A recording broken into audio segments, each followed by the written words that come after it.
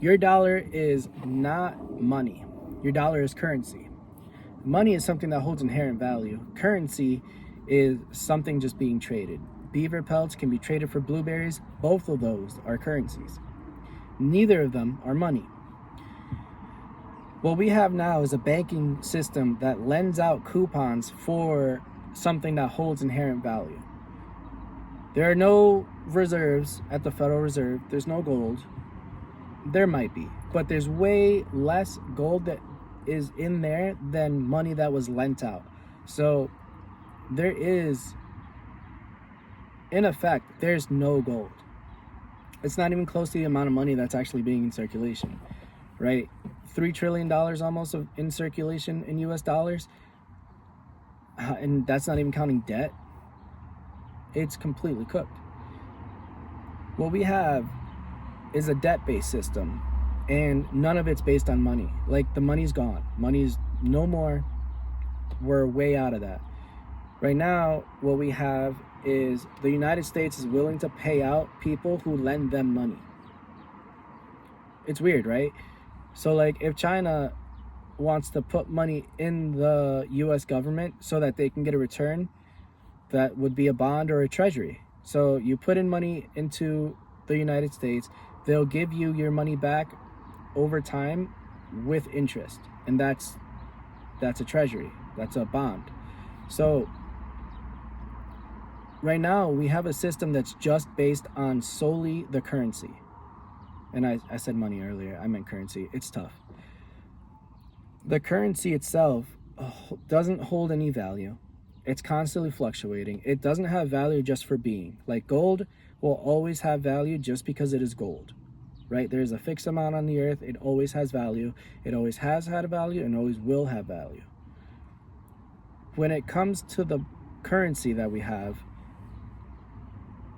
the fact that everybody uses it is its value. So when China wants to do a trade with India, they're not using yuan, they're not using rubles, they're just using US dollars. So, like, in a way, really, like, the US dollar facilitates what a bank does. A bank will hold your gold and then lend you out coupons so that you can split up the worth of gold that you have, like, in paper, and then you can trade it out. So you don't have to split up the gold bar that you have.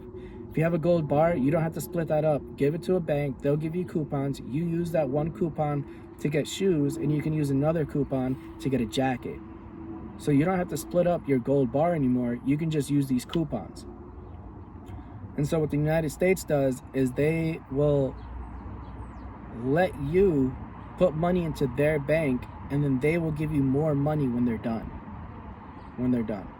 They'll give you more money when the contract is ended.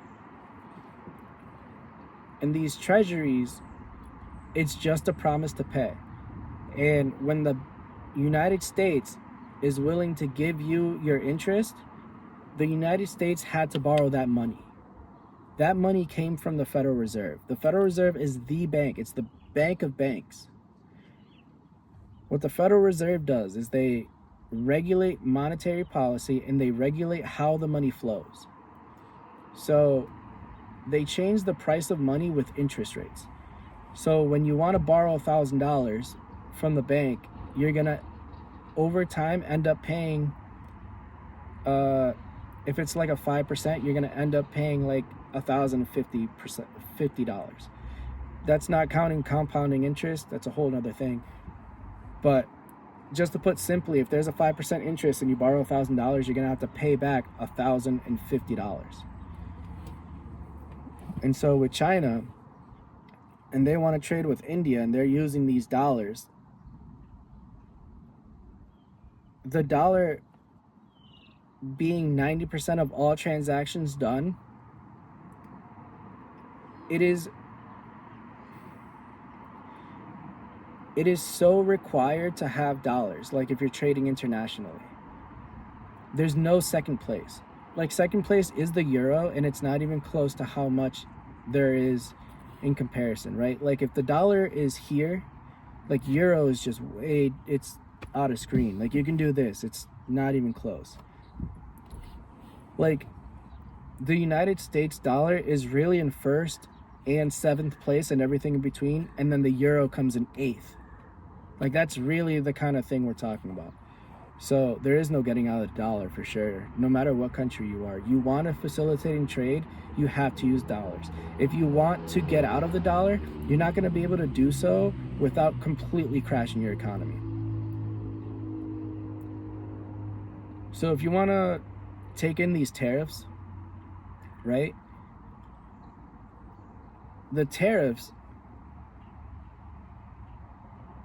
with regards to China, there's no way that China can fight, right? The United States is the biggest customer in the world for everybody.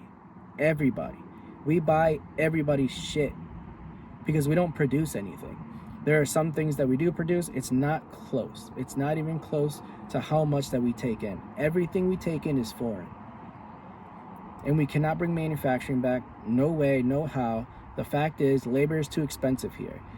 Right now, we have a living standard that is way too high. So if you have a guy in India that is willing to make the same product that we would in America, but that guy who makes the product is sleeping on the floor in a one-bedroom apartment, it's going to be way cheaper to pay that guy and to ship it all the way over here and to pay tariffs than it is for just you to produce it here.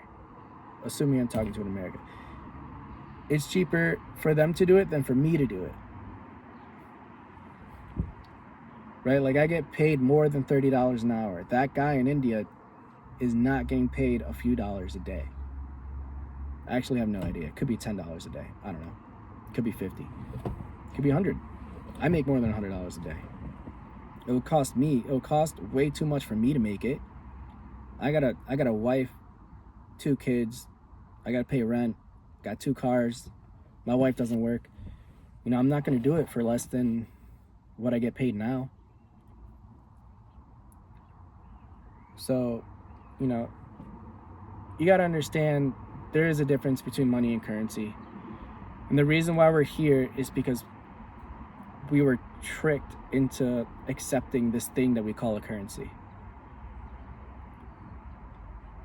Currency is just the coupons. They hold no inherent value. Our currency our currency before would have been that you have coupons that are related to gold.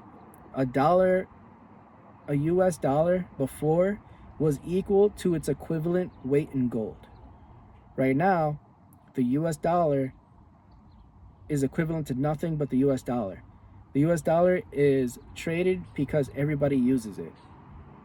Right? If you try to take tickets from Chuck E. Cheese and use it at Dave & Buster's, will not work. But what they'll both take is US dollars. That's the situation we're in. 90% of all transactions done in US dollars.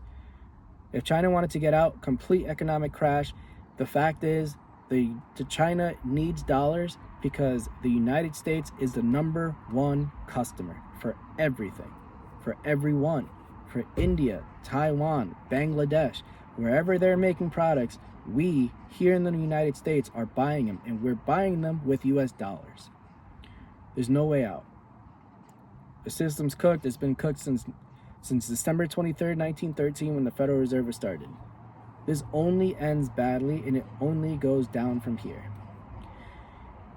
There'll be artificial times of up, right? There's always going to be, like, the 90s. It was cooked in the 90s. It's just it feels nice. You're just drunk.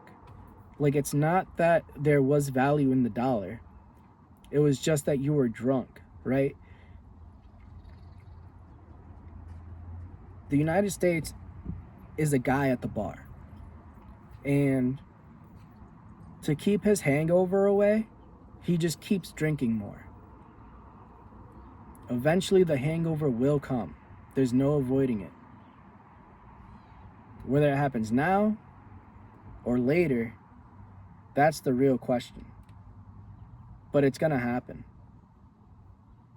Like, if we were just working on gold, you would have a system in which you have natural boom and bust cycles where a producing nation will get all the gold, they'll spend all the gold, and first they get all the gold, then they raise their standard of living, then as that standard of living goes up, so do the wages. When the wages are too much in order to keep your standard. Like when the wages are too high to sell products at a reasonable price, you have to get your products from somewhere else that is way cheaper, where the standard of living is lower and the wages cost less.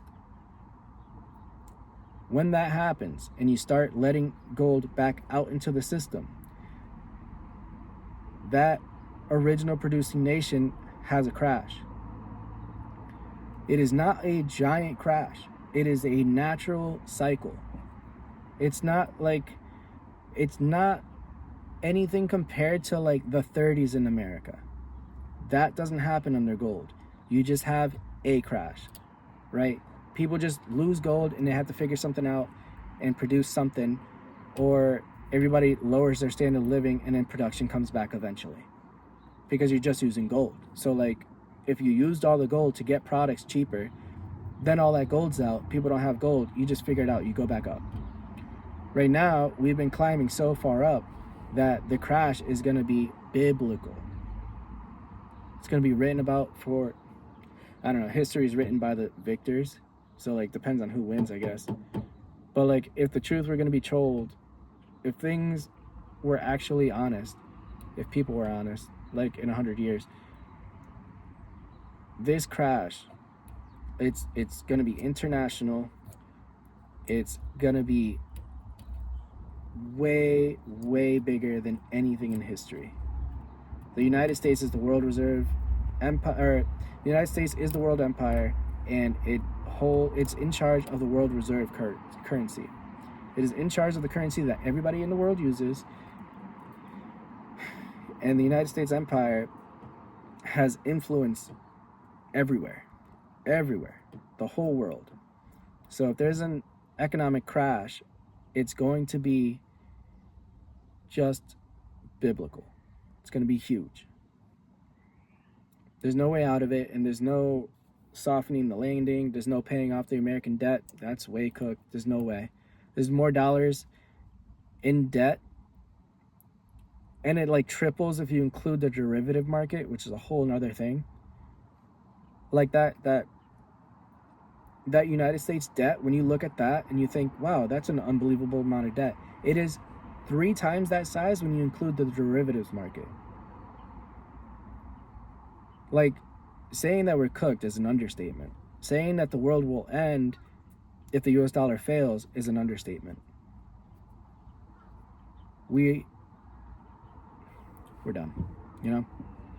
But, yeah. I gotta figure out how to make these videos lighthearted, dude. Today was just not my day. I started this video like 3 times. One of those times I got like 15 minutes in and I was like, this ain't it.